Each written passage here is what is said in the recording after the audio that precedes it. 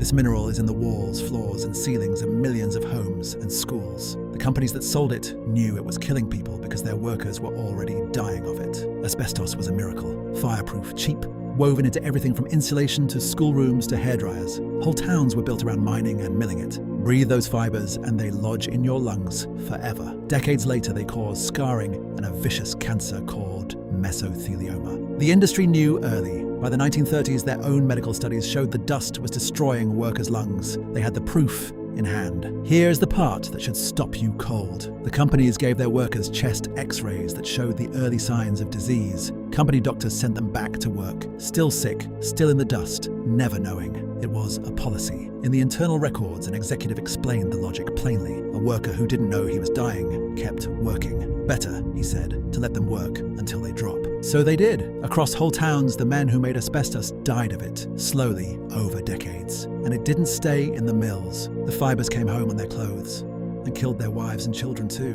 When the documents finally surfaced, the lawsuits became the largest personal injury litigation in American history. The biggest asbestos company went bankrupt under the weight of them. Asbestos is still legal in much of the world and still sits in millions of older buildings. The executives who ran the policy were never criminally punished. The companies restructured and moved on. They didn't fail to warn the dying men. They decided not to. That wasn't negligence. That was arithmetic. A life weighed against a letter.